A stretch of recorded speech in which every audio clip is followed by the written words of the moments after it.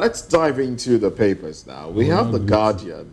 The Guardian newspaper has its window headlines. 2027, Nigerians won't accept technical glitches. Excuses. PDP warns INEC. FG suspends customs FOB levy on imports. How our refinery saved Nigeria's oil sector by Dangote. That statement coming from Dangote. Well, gentlemen, let's start off with Nigeria will not accept technical glitches, excuses. PDP warns INEC. Let's have your view on that one. I agree with them. I agree with them. For one, let us have a free and fair election. But if the people that are running this government is people I know, or if I am not mistaken, they will not listen. They will test the will of people or INEC itself. I think the onus is on INEC now to ensure that if glitches are not experienced. No, who is INEC working for? Nigerians. No, if there be any glitch, it must be in favor of somebody. So it is that person that we should be talking to, because it's that person that are now going to manipulate or influence INEC to do something that will favor them. Yeah, but INEC is working for Nigerians. The duty of INEC is to ensure free and fair elections. So that there should be no glitch, because the glitch they had the other time, it favors a particular political party. Is that not true? I don't know. So when we are looking at things from this angle, we have to be very cautious. Like I've always said, the problem Nigeria have had since independence has always come from what? Elections. Election. Go and read our history, and we are saying that, look, why will it benefit you for cause problem in your country because you want to be in power, and then you cause a lot of problem, and then there will be problem that nobody can handle. So, how would you describe the off-cycle elections? Have we learned anything from They have not. That is my fear. Exactly. That is my fear. They have not learned. They have not, because in fact it's even worse than what we are thinking of. The way the off-cycle election were handled in Edo and Ondo, it is nothing to write home about. Maybe they will repent with Anambra that is coming in November. But the thing is that INEC should be very careful. Unfortunately, this Yakubu Mahmoud may not be the one that will conduct the 2027 election. Okay. From what Galadima is saying, listen very well. Listen. Unfortunately. Listen. Galadima is saying that if a notorious retired judge is made the INEC chairman, that there will be civil war in Nigeria. I'm not the one that said it. That means there are fillers. 5 names have been penciled down. And Galadima is saying that, look, if this particular man is appointed INEC chairman, definitely there will be problem in Nigeria. So it is now left for the authorities to listen to what this man is saying. Because, like I said, elections have always brought problem in Nigeria, and we don't want it again. I have a different opinion about this. See, as always, the Beavers and IREF had been declared as operational tool of INEC. And as a result of that, that's why people couldn't go to court. It's discretional.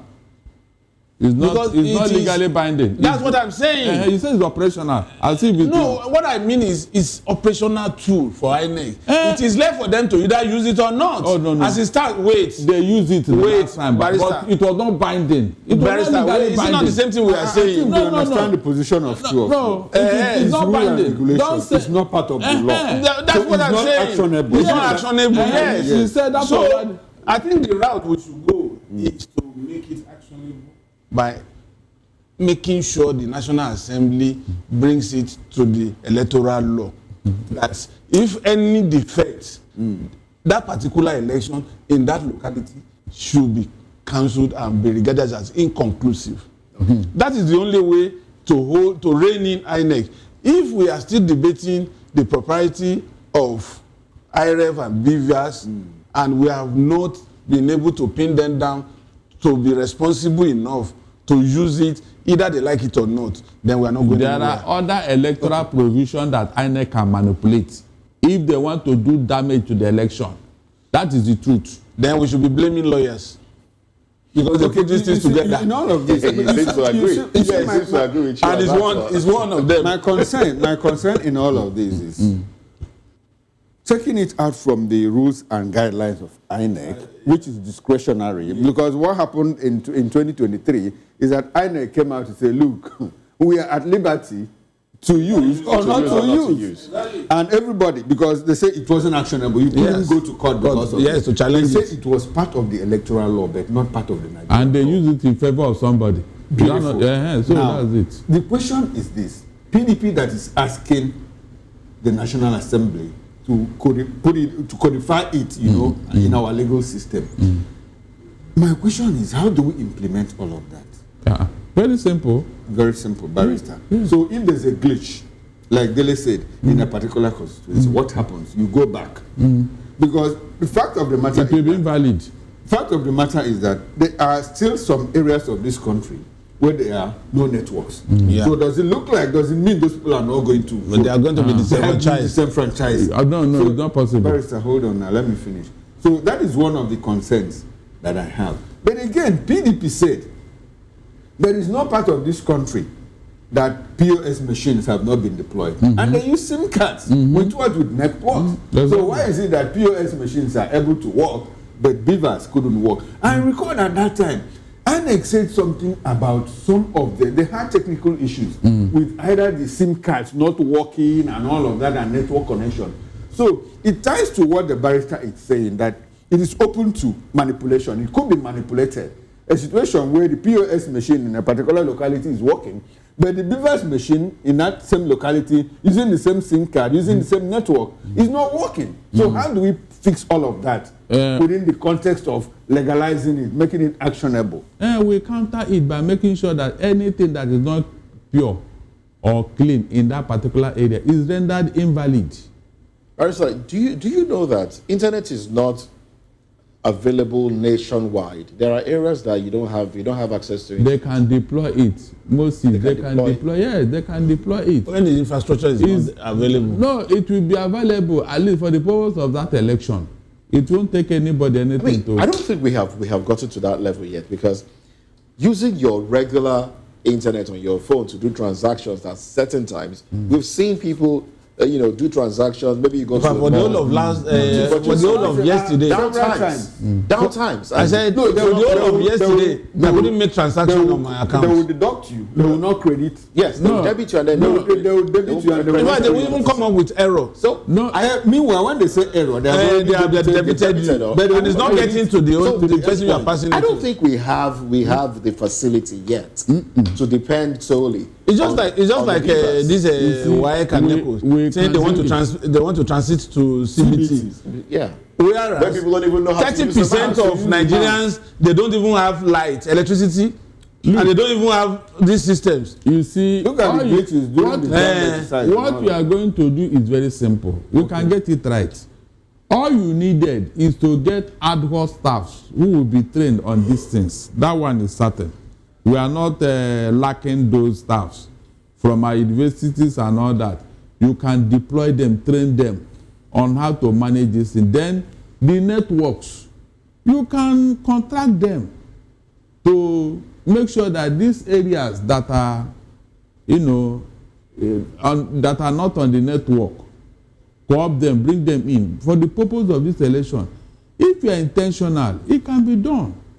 As long as these people can still use their POS and all that, those downtime that we are talking, they can avoid it. It's a question of being what? Intentional. That, look, for the period of this election, let there be network in all the nooks and crannies. It can be done. Okay. It can be done. All right. I like your positivity. FG orders. Okay, there are other headlines here. You were talking about Dangote. Yes, there's also the Dangote story. How our refinery saved Nigeria's oil sector by Dangote. You want to react to that one? It's a good thing that we are experiencing some kind of respite in the oil and gas, particularly in the downstream sector, where it was very turbulent before Dangote came and became the game changer. It can only be better. By the time other people come on stream, a company like Boa is coming with 450,000 barrels per day. If you add it to the current 650 that is going to be up to maybe 700 as we go along, it will be a game changer. And of course, it will reduce the pressure on our scarce foreign exchange. So it's a game changer, no doubt, and we are heading somewhere. Today, the unfortunate thing is selfish interest sometimes overrides public interest. How could Nupeng say they won't allow Dangote to deploy his trucks so that somebody in Abia or Enugu or Katsina or Sokoto will be buying at uniform price as the one in Lagos? He should be encouraged to do that.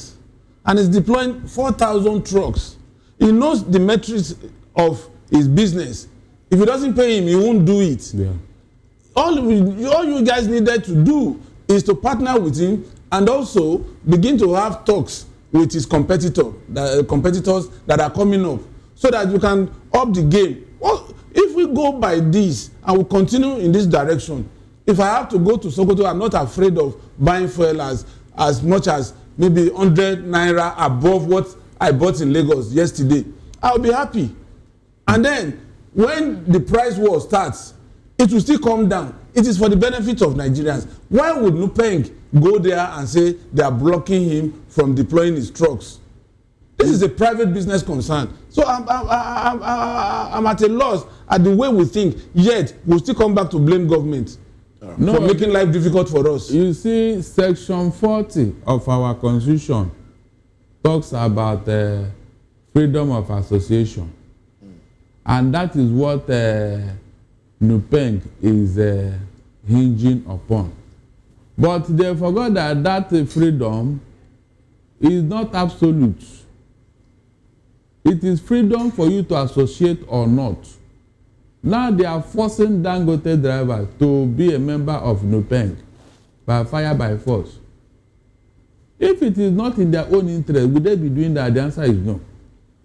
Dangote already told you that, look, whatever you are trying to provide for your people under Nupeng, I have already done that with Dangote drivers. Internally, they are even enjoying more than what they will enjoy under Nupeng. So what is your problem? The problem is the money that Nupeng wants to be taken away from each truck. Nothing else, nothing. Ignorant folks may be saying, yeah, they are fighting for their rights. Which rights? Did Dangote force anybody to come and drive his truck? If the condition of service is not okay for you, will you go there? You won't. So, all the arguments from Nupeng, which I've had, I was just laughing and said, look at these people. Apparently, somebody is misleading them. Okay. If those people should go to court, Nupeng will be beaten hands down.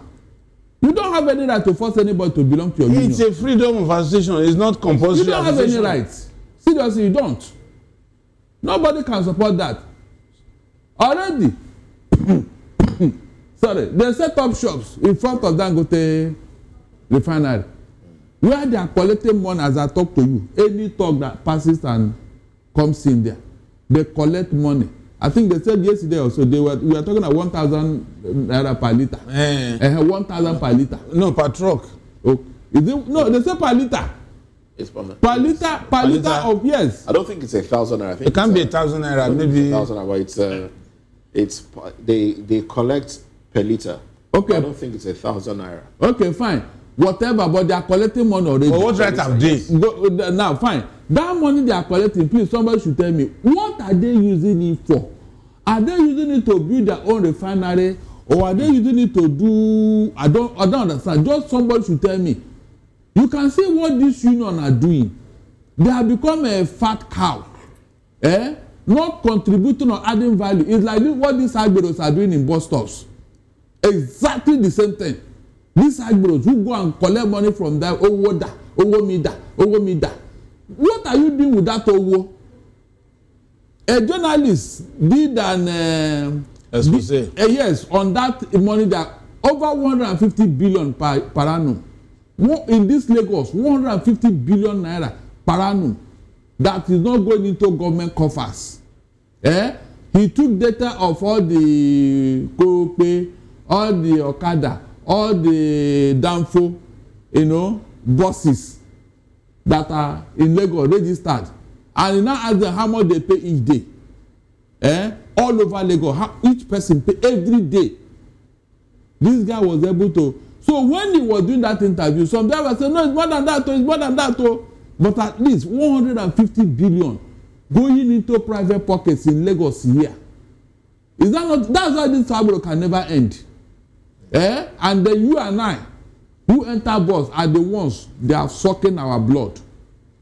You can imagine. You need to the see. Same thing we need to see. That is what Dangote want to break. The kind of affluence these union leaders I am telling exhibit. you, they are living in a. They even go in convoy. I'm saying like state actors. They go in convoy. Have you seen Omsi Oluomo coming? Have you seen him? Omsi Oluomo.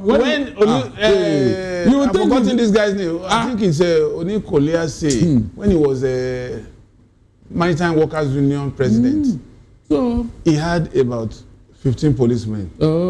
And the only way to announce his arrival in his office is gunshots. Of course, yeah, yes, it's true.